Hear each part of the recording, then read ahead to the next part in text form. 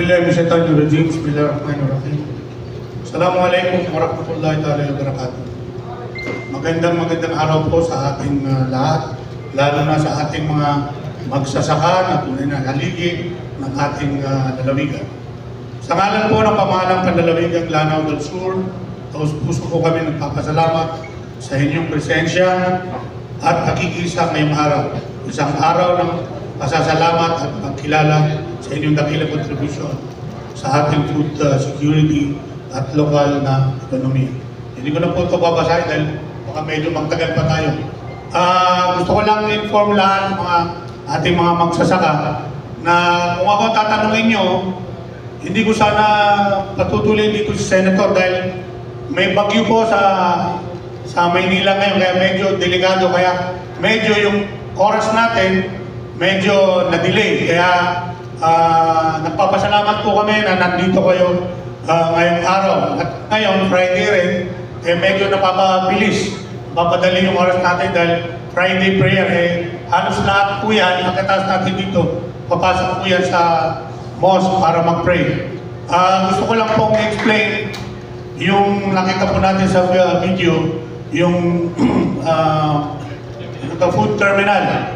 Nagpagawa po tayo ng food terminal dahil sa experience natin nung Marawi Siege and pandemya na ang Lanao del Sur nahirapan po kami kumain, ang hirap itawid, dalhin dito yung pagkain dahil sa lockdown. Ngayon po, nakita natin ang Lanao del Sur, hindi naman yung buong Lanao del Sur. May mga bayan dito na nagtatanim, ng vegetables, pero ang binibenta nila ito sa labas. Tulad sir ng Bukidnon.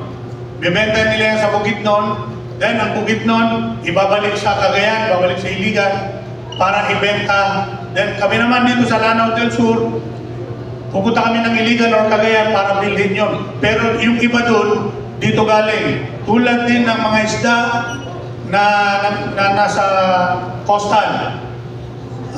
Tulad ng municipalities of Picong, Malabang, Balabagan, Kapatagan, sa laot pa lang, binibili na ng Pagadian ang mga isda na dapat dito ibaba. Ang problema kasi sir, wala kaming palengking malaki talaga. Kaya yun ang tinayo natin yung food terminal.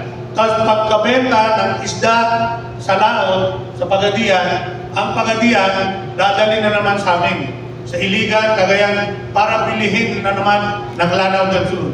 Pwede naman natin gawin kung diretso dito sa food terminal. Pagkatapos ng ating food terminal, hindi na doble-doble yung pinapataw para dumating sa atin. Imagine kung pwede natin bilhin yung mga ani natin na kunyari 20 pesos.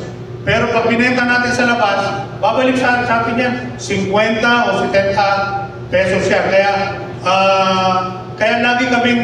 Kaya laging nalalagay ang buong lalawigan na laging pures. Dahil doon sa mahal na bibili namin. Pero whereas, kung dadalhin dito yan, direkta lahat ng produkto na inaani sa buong Lanao del Sur at lahat ng isda na mapupunta sa atin yan dito, maliit lang mo ang pambayad. Kaya ang Lanao del Sur, nagpapasalamat po kami. Wala na po tayo sa poorest province sa buong Pilipinas.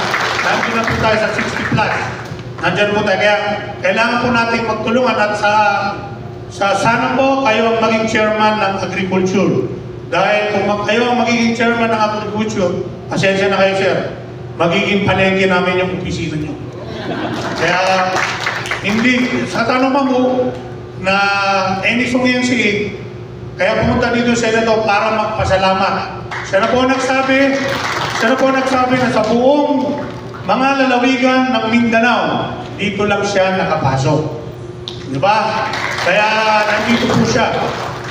At tayo rin, tuloy-tuloy natin susuportahan yung mga programa ni si Senator Kigo. Kaya maasahan niyo po sa amin, Senator, matagal pa naman po yung election.